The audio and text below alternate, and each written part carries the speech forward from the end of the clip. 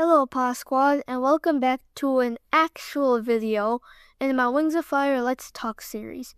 Today, I'm going to talk about something in Wings of Fire that not a lot of people discuss, which is Darkstalker didn't get what he deserved at all. And there are a lot of tiny crucial points in this book that some may miss. And please do note this has spoilers, so unless you want to know if Legends Darkstalker is good to read, you might want to pause right here. So yes, you're probably thinking, Shadow, we know he killed Prince Arctic with such grisly horror and manipulated everyone as soon as he came out of the mountain and blah blah blah. But really listen. Recently, for my birthday, okay fine, not recently, one of the many Wings of Fire books I got was Legends Darkstalker, and I finished reading it, and I read it once and I don't intend to read it again. Because I thought Darkstalker got what he deserved in book 10 of the main series, which I won't spoil in case you haven't read it yet. But now that I've read his actual book, I think Kinkajou is actually being a bit too kind to him. Let's start with my reasons. Number 1, his hatching. Okay, fine. So he was like 5 seconds old when he first got bombarded by visions. But even though later in the book he's really kind to his little sister Whiteout, he was being super duper greedy but wanting to be the only one to be hatched under the brightest night, and didn't bother helping Whiteout out of her egg. Number 2, Darkstalker manipulated himself. For those of you who read Book 10, remember how Darkstalker said Vulture is a dragon who lies about everything until he doesn't know the truth. Not that he cares. And is as thin as paper, so easy to manipulate. Well, yes, I get it. Darkstalker can read minds, but Vulture, who thinks so highly of himself and has in his bloodlust family, with Ghibli as an exception because Ghibli is my favorite character of all time, wouldn't think that directly. How is Darkstalker easily able to accurately describe Vulture like that? Because that's how he is.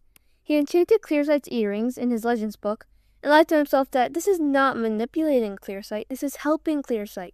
In case you're curious, those earrings were enchanted to make Clearsight only see the good futures. And yes, maybe Darkstalker did genuinely want to help Clearsight, but only partially. He was mostly worried about Clearsight studying the futures where Darkstalker went Ari, which happened either way.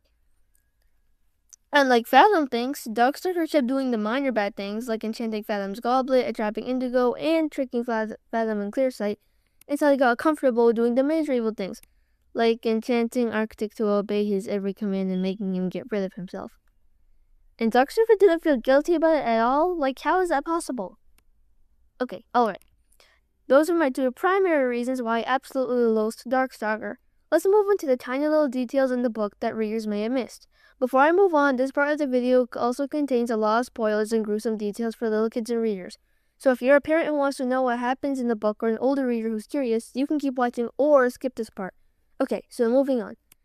Somewhere in the beginning of Legends Darkstalker, Clearsight says an ominous prophecy to Prince Arctic and Darkstalker. Beware your 2 queens, beware your own power, your claws will betray you in your final hour. If you've made it to this far into the video and or already read the book, you probably know what some of this means. The 2 queens to beware are obviously Vigilance, who is the queen of the Nightwings in Darkstalker's time, paranoid and power-hungry, and Diamond, the Icewing queen in Darkstalker's time. She's a mad animist and wants Darkstalker and Whiteout dead. The power is, well, animus magic, because the more you use it, the more you use your soul. Well, there can be plenty of theories on this, but I digress. And as for your claws will betray you in your final hour, I'm going to put this in the least scary way possible. Darkstalker enchants Arctic to obey his every command, and then he tells Arctic to pour his life out. So for parents and curious readers, now you know why you should not let your little 9-year-old sister or kid, or anyone younger than that, get their little fingers on this book. Oh, and just to verify, I'll admit I already knew that happened thanks to my friend whose name I won't say, and I kept skipping that page because I thought the description would give me nightmares. But I mustered up the courage to read that part, so I'll slightly paraphrase what it says. Now, Darkstalker growled, take out your stomach and show us who you really are on the inside. Pour your life onto this stage. It took a long time and was messy, but soon Arctic was certainly dead. Still sounds terrifying though. I still wasn't advised ages 9 and down to read this book. Okay, so if you either A, kept watching, or B, skipped that entire part, this next part contains a really big spoiler, but it's not disgusting at all. I'm going to give you 5 seconds to keep watching or stop right here. 5, 4, 3, 2, 1. Okay, whatever choice you made, I hope you don't regret it. All readers of Wings of Fire number 10, Darkness of Dragons, will know how Darkstalker got defeated. He was taken down by a certain 3-year-old Rayming named Kinkajou. And by the way, although this is a series of fantasy novels, Book 10 actually teaches a really big lesson other than don't burn an ancient 2,000-year-old monster scroll that he put all of his magic into, or else he'll get his magic back and intensely mind control everyone.